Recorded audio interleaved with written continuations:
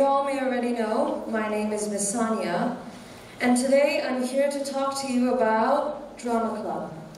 Now, first of all, I want to ask you this question. When you see these two words, Drama Club, what comes to your mind? Can you think about that for a few seconds?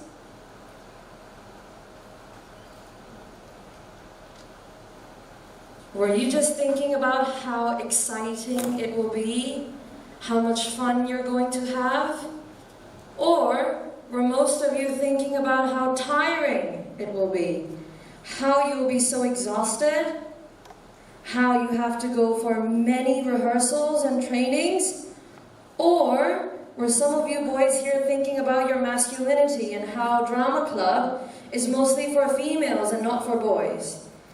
And if you were thinking about these negative things, then let me just tell you, you're wrong, because most of the things that I just mentioned are stereotypes and widely held false beliefs. Now, if some of you boys here were thinking about how drama club is mostly for female, let me share this piece of information with you. If you look at this piece of information, it says here that 3 Hong Kong boys actually challenged the stereotype that drama, theater, and performing arts is only for boys. In fact, it's not. Boys actually really enjoy it too. So some of you boys here, if you're interested and you worry that this was only a girl's thing, worry no more. This is also something that guys enjoy. Now, you might be wondering, why is Miss Sonia here telling me all these things about drama club? I'm in Form 5, I don't have time for this. But actually, the information that I'm sharing with you today is not only just because I want you to join the drama club, but the information that I share with you today is also important for you when you are in the senior form. When you do your writing or speaking, this topic can come up anytime, and the information that I share with you today will be useful for that. Now, I want to tell you some of the good reasons why you should join the drama club. First of all, obviously, it will help you boost your confidence. If you're someone who's shy and you struggle to speak up, then joining the drama club is going to help you with that. And second of all, it is good for you to develop new friendships. If you're in a new class this year and you struggle to make some friends, then joining the drama club is going to help you develop some new friendships with other people who you have common interest with. And then the third one is you can improve your English communication and presentation skills. Now, you guys know you have a lot of presentations every year, and some of you may not be that great at it. And if you want some help with that, why not join the drama club? Because in drama club, you have to stand in front of a huge audience and present a lot of ideas and act out. Last, but most importantly, it is an opportunity for you to think outside the box. By think outside the box, I mean you can get a chance to be creative. If you think you're not very creative in class, you can join the drama club, be innovative with your ideas, your action, your gestures, and your emotions. So this is a great opportunity for that. Now, all the points that I just mentioned here are especially great for one type of person, an introvert. If you are an introvert who usually speaks all your ideas in your head and you don't voice out a lot, then drama club is the place for you, because at the end of the year, you're going to become an extrovert. An extrovert is a person who actually says things out loud. They don't keep their ideas to themselves. They voice out their ideas and they let other people know. So this is especially great if you're an introvert. But this is also great if you are already an extrovert. So for the drama club, English Drama Club this year, the main purpose is that we want students to perform at the 30th anniversary drama performance, which is going to be held in December 2023. You may have seen this poster around the school on every single floor. So this is for the Chinese Drama Club. But if you want to join the English Drama Club, please tell your English homeroom teacher by today. And then they will enroll you in it. Do you guys have any questions? None? So that's it. I hope to see you guys in the drama club this year. Thank you, everyone.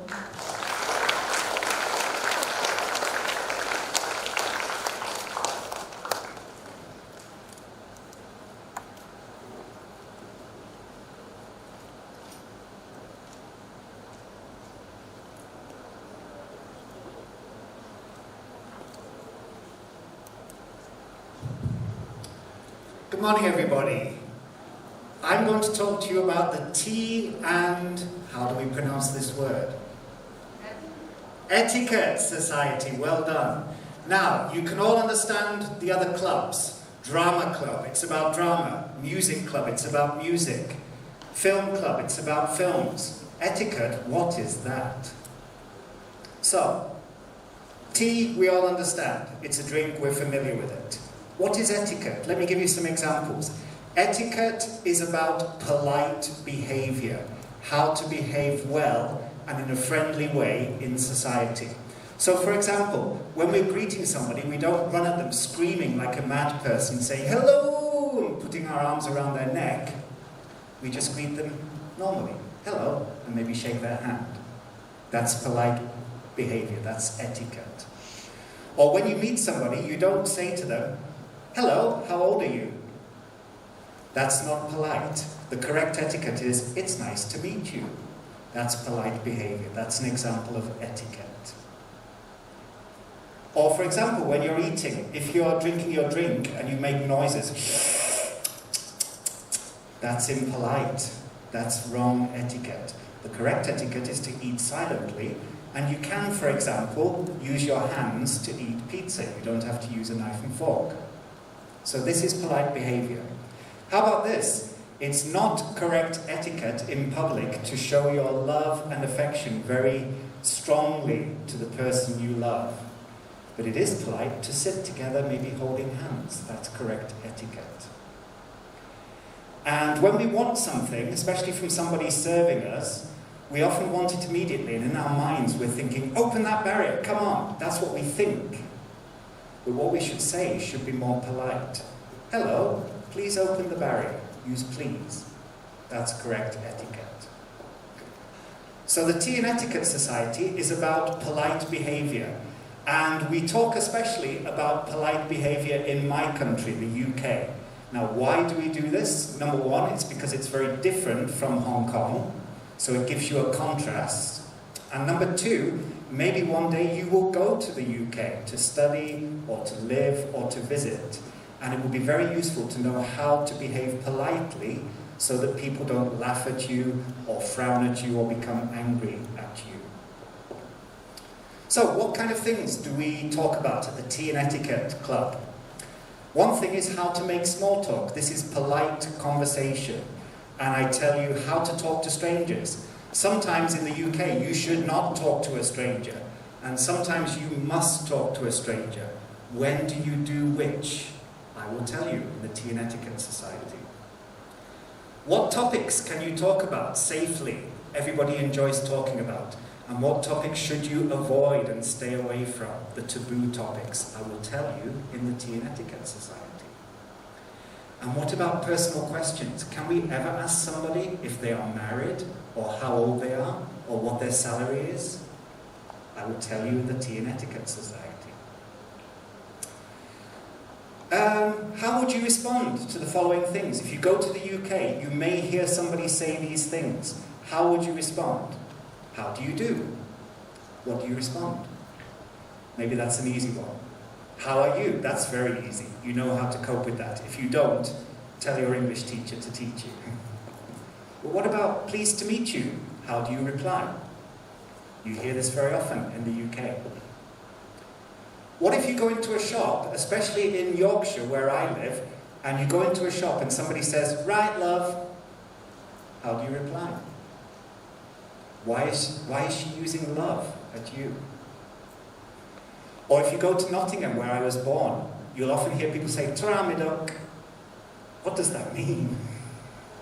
And how do you reply? Fancy a brew? How do you reply? What does it mean? Cheers doesn't just mean when you're clinking glasses. What else does it mean? If I say cheers to you, how do you reply? After you, how do you reply? Help yourself, how do you reply? The Queen is dead. This is a topical one. How do you reply?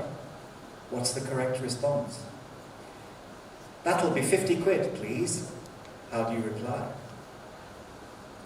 These are things you will hear day in, day out, regularly in the UK. How do you reply? I will teach you in the Tea and Etiquette Club. I'll also talk to you about something called understatement. Now, the best way I can describe understatement is it's like polite lying. It's like telling falsehoods, telling untruths to keep people's face, to make people feel more comfortable, because you don't like to hear bad news directly. So, for example, if a British person says to you, "Oh, that's not bad," their real meaning is probably, "That's quite good." So if I, as your English teacher, say, "Your writing wasn't bad," I actually mean it's pretty good. Okay, but that's what we call understatement. If I say that's quite good, it could be that I mean the opposite. It's really quite bad. How do you understand this? It's crazy. It's polite lying. If somebody says to you, "I don't mean to be rude," but their real meaning is, "I'm going to be rude now. I'm going to be impolite." "Oh, sorry, I'm sure it's my fault." Their real meaning is, "I think it's your fault." How do you understand this? It's like the opposite meaning of what they're saying. Very common in the UK. A couple more examples. Interesting. That's interesting. It's clearly nonsense. It's clearly rubbish. But I'm trying to save your face. Could you please send it to me at your convenience? So polite. Could you please, your convenience? My real meaning is, in the UK, send it to me at once. Okay, I want it now. Why don't I say it directly? I'll tell you the answer in the Tea and Etiquette Club. Oh, by the way, let me talk about this. The meaning is, pay attention, this topic is important. So, understatement. If you want to find out why we do this and how we do this, come to the Tea and Etiquette Club. You will also learn about what to call people, given names and family names. For example, these two people are in the news at the moment. The Queen Elizabeth II, she's passed away, I don't say died, passed away. It's more polite, it's more respectful. And now we have a new King Charles III. Did you know he has 4 given names? Maybe you just have one name, Brian, Mary, Jenny. He's called Charles, Philip, Arthur, George, and his family name is Windsor. Did you know that? And why is he so greedy, having 4 names? Why do British people usually have more than one given name? I'll tell you in the Tea and Etiquette Club. You have to come along to find out. How do you address somebody? When you meet somebody for the first time, how do you politely call their name? Want to know? Come to the Tea and Etiquette Club. And why and how do people change their names when they get married? This is a real example. These are 2 of my friends, Mr. Clark and Miss Peasy. They got married and they changed their name after they married. What did they change it to and why? I'll tell you in the Tea and Etiquette Club. You go to the UK. Mr. Grove says, "Come to my home." What do you do? For example, you arrive at my home. What do you do with your shoes? Do you take them off? Do you leave them on? Where do you put them? Where do you put your coat? Where do you put your bag? What should you do? I'll tell you in the Tea and Etiquette Club. What gift should you bring me? Be very careful. If it's the wrong gift, I will hate you. Do you want to know which gift to give me, or anybody in the UK when you visit their home? Come to the Tea and Etiquette Club. What happens when you're in my home and you need to spend a penny, as we say? Go to the toilet. Do you say, "Mr. Groves, toilet, now"? Not very friendly, not very polite, not the correct etiquette. Okay? I'll tell you how to do it politely. Body language, when you're talking to somebody, when you're relating to somebody, when you're sitting on their sofa, when you're sitting at their dinner table, how should you control your body to be polite? I'll show you at the Tea and Etiquette Society. Body language, rude gestures, impolite body noises, and polite gestures. I will teach you in the Tea and Etiquette Society. If you see these 3 gestures, one of them is very rude. I think you already know the answer, so you don't need to come to the Tea and Etiquette Society for that. You know the answer, but I'll teach you some more. And connected to your body, What is stiff upper lip? Something that's very British. Keep calm and carry on is the clue, but I'll explain more in the Tea and Etiquette Society. What does this mean, your lip, stiff upper lip? Sounds very strange. I'll explain.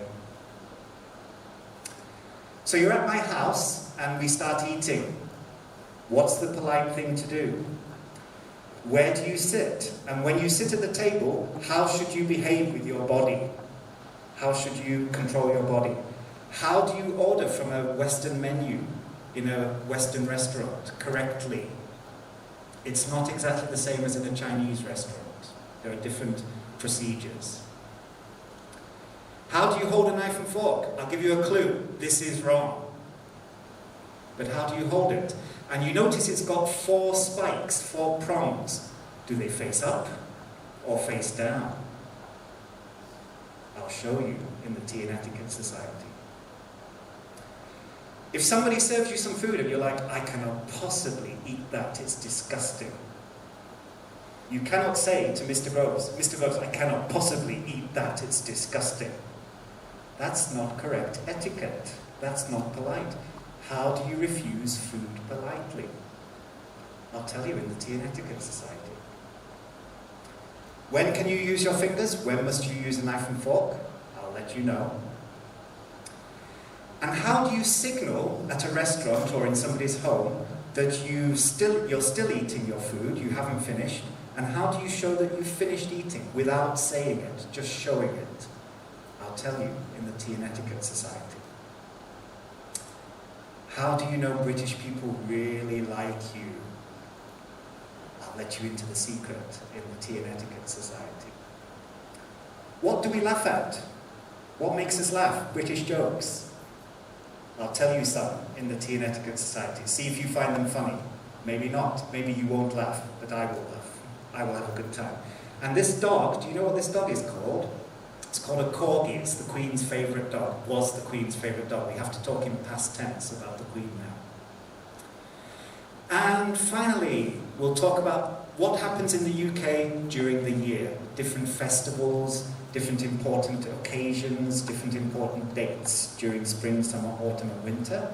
And similarly, we'll talk about what you do during the cycle of life. So what happens when somebody has a baby? What's polite to do when you have a baby? When people get married, how should you take part in the wedding? Family life, and then when somebody dies, like I just said, the Queen died recently, she passed away. What's the correct thing to do? What's the correct etiquette? And another thing, we won't just talk about what happens in my country, we'll talk about how British people see other countries, especially Hong Kong. Things like attitudes to time are very different in the two places. Or noise levels, excitement, very different. Or this queuing habit that we have in the UK. I think we have this in Hong Kong too, but it's very important. And how people relate to each other in different ways, how they build relationships in different ways. We'll talk about that in the Tea and Etiquette Society.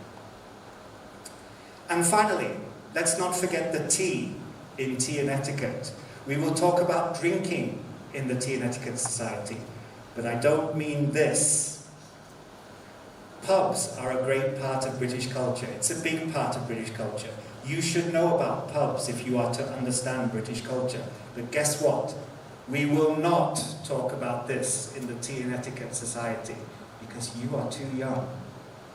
Okay? I don't want the principal to scold me for teaching you about beer.